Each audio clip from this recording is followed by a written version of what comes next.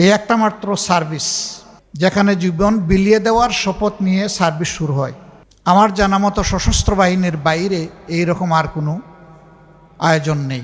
এই জন্যে আমি সবসময় বলি, সশস্ত্র বাহিনীর তুলনা শুধু ওনারা নিজেরাই, অন্য কেউ নয়, অন্য কারো সাথে এই তুলনা হবে না।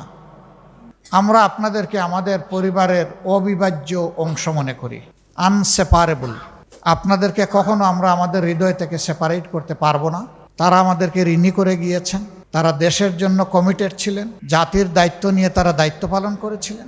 গর্বের বাহিনীকে দুর্বল করার জন্য এ ছিল এক গভীর ষড়যন্ত্র।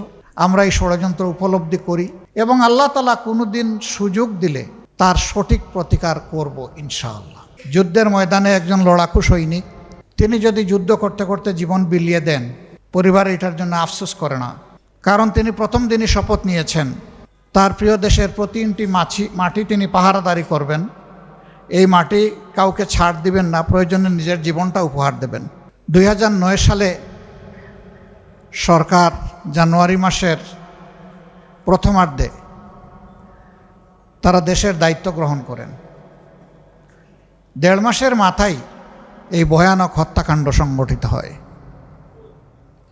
যেই হত্যাকাণ্ডের রহস্য নিয়ে অনেক লুকোচুরি হয়েছে, কিন্তু জাতি জানতে পারল না, আপনজনেরা জানতে পারলেন না কারাই হত্যাকারী, কারাই নীল নকশা তৈরি করেছিল এবং কেন করেছিল। দুইটা তদন্ত কমিশন তখন হয়েছিল, কোনোটাই আলোর মুখ দেখেনি। একটি করেছিল তৎকালীন সরকার, যাদের হাতেই এই হত্যাকাণ্ড সংগঠিত হয়েছিল, আর একটা করেছিল আমাদের গর্বিত সেনাবাহিনী। কোনোটাই আসলে আলোর মুখ দেখেনি। ইন্টারিম গভর্নমেন্ট আরেকটি কমিশন করেছিল। আমরা যতদূর শুনেছি এই কমিশন তাদের রিপোর্ট সরকারের কাছে উপস্থাপন করেছে। আমরা জনগণ এখনো জানতে পারিনি সে রিপোর্টে কি আছে। জানি না পরিবার জানার সুযোগ পেয়েছে কিনা, আমার ধারণা না।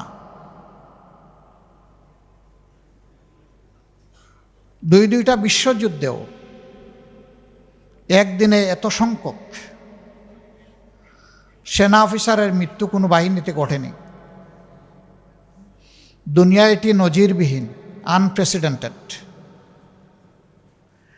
এত বড় ঘটনা দেশের প্রতিরক্ষার ইতিহাসে ঘটে গেল, যার মাধ্যমে এই জাতি দারুণভাবে ক্ষতিগ্রস্ত হয়েছে, তার সত্যিকারের সুরা এখনো হলো না।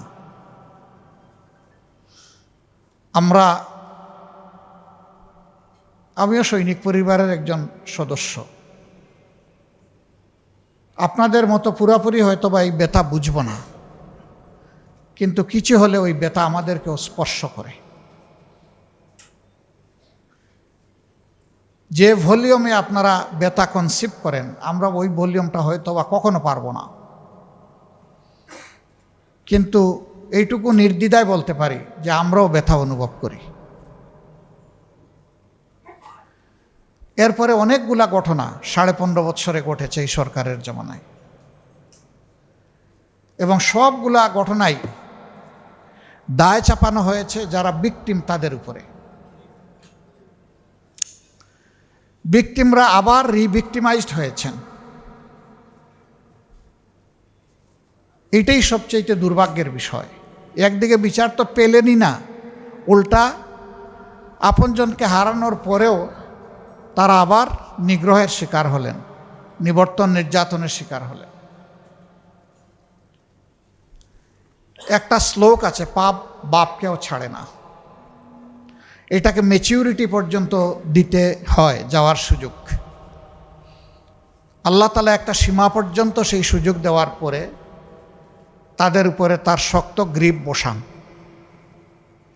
আল্লাহর গ্রিপ যখন ওই সমস্ত অপরাধীদের ঘাড়ের উপর পড়ে, তখন তাদেরকে আর রক্ষা করার কেউ থাকে না। তারা হয় সমাজের কাছে অপদস্থ এবং নিগৃহীত।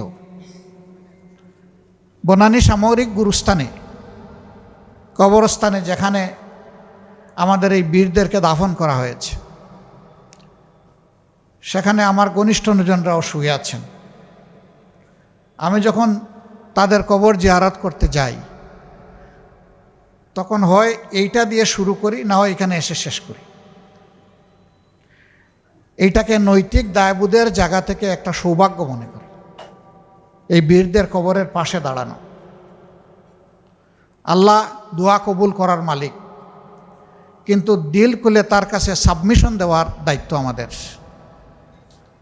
পূর্ণ আন্তরিকতা এবং এখলাসের সাথে। আছে আবারও দোয়া করি, এই বীরেরা আমরা দেখতে পাচ্ছি তারা নিরপরাধ, তাদেরকে ভিক্টিমাইজ করে দুনিয়া থেকে বিদায় করা হয়েছে এবং তাদের পরিবারের কতিপয় সদস্যকেও কষ্ট দিয়ে দুনিয়া থেকে বিদায় দেওয়া হয়েছে। আল্লাহ তাদের সকলকে শহীদ হিসাবে কবুল করুন এবং এই পরিবারের যারা কান্না ভেজা ভাঙ্গা বুক নিয়ে যারা বেঁচে আছেন, আল্লাহ তাআলা তাদেরকে উত্তম ধৈর্য ধরার তৌফিক দান করুন। যতদিন এই বীরেরা বেঁচে ছিলেন তারা সংশ্লিষ্ট পরিবারের অভিভাবক ছিলেন। কিছু কিছু পরিবার সদ্য বিবাহিতা কলিজার টুকরা স্ত্রীকে রেখে গেছেন, কারো গর্ভে প্রথম সন্তান, কারো ছোট ছোট কিডসরা ছিল। আমি জানি না আমাদের ওই মায়েরা বোনেরা, এই অবুজদের যখন বয়স হয়ে মুখে কথা ফুটেছে, তখন ওই বাচ্চারা যখন জিজ্ঞেস করেছে বাবা কোথায়, তখন তারা কি জবাব দিয়েছেন আমি জানি না। আমার জানা মতো অবুজ কান্নাই ছিল তখন তাদের অবুজ বাচ্চাদের জন্য জবাব।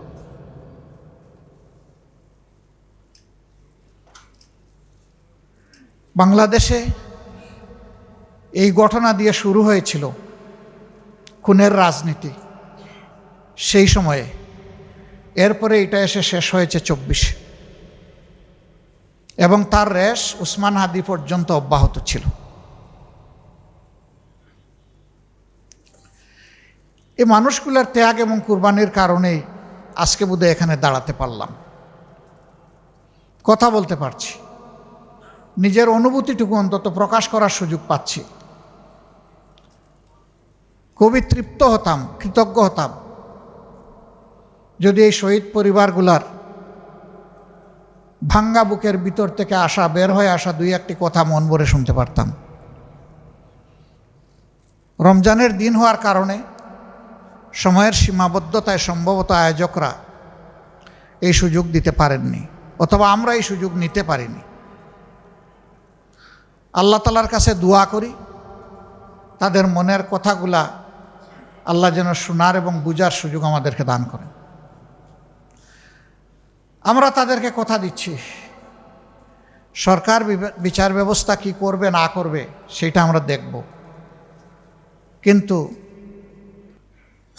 আমরা আপনাদেরকে আমাদের পরিবারের অবিভাজ্য অংশ মনে করি, আনসেপারেবল।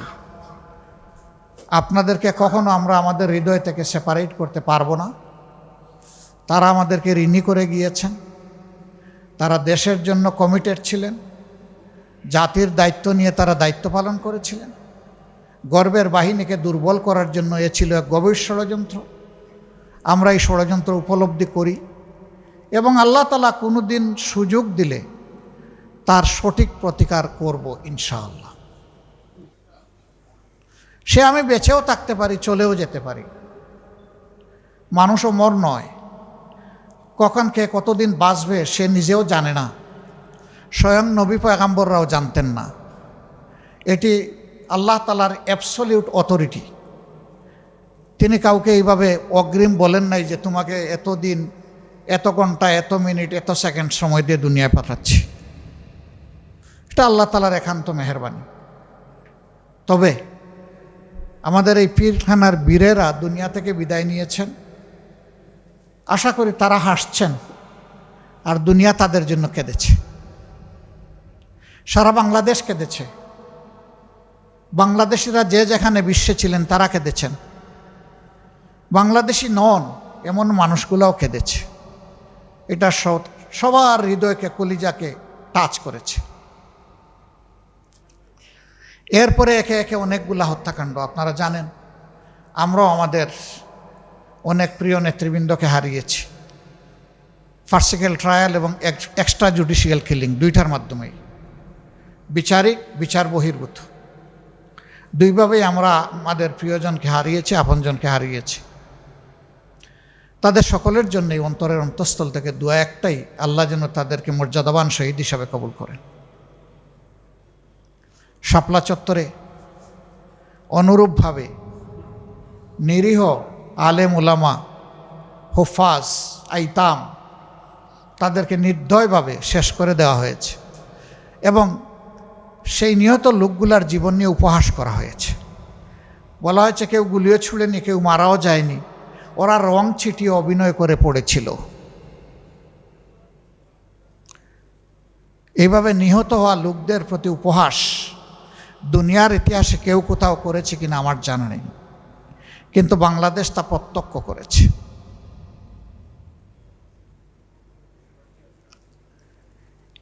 আমরা তাদের প্রতিও গভীর শ্রদ্ধাশীল। আল্লাহ তাআলা তাদেরকে মর্যাদান শহীদ হিসাবে কবুল করুন। এরপরে আসলো 24-এর পালা পর্যায়ক্রমে। এই পালায় আমাদের সন্তানদের ডিমান্ড খুব বড় কিছু ছিল না। তাদের ডিমান্ডটা ছিল তারা তাদের মেধার স্বীকৃতি চায়, তারা হাতে একটুখানি কাজ চায়, তারাও দেশ গড়ায় ন্যায্য জায়গায় ন্যায্যতার ভিত্তিতে অংশগ্রহণ করতে চায়। কিন্তু সেই একই কায়দায় তাদেরকেও শক্তির বলে দমানোর চেষ্টা করলেন তখনকার ফ্যাসিজমের যারা হর্তাকর্তা ছিলেন। শেষ পর্যন্ত তারা ব্যর্থ হলেন, তবে বহু জীবনের বিনিময়ে। মাঝখান থেকে অনেকগুলা জীবনকে ঝরিয়ে দেওয়া হলো। এ জীবন ঝরে না, ঝরিয়ে দেওয়া হয়। অনেকগুলা জীবন ঝরিয়ে দেওয়া হলো এবং সেই জীবনের প্রেক্ষাপটে অসংখ্য ত্যাগ কুরবানি।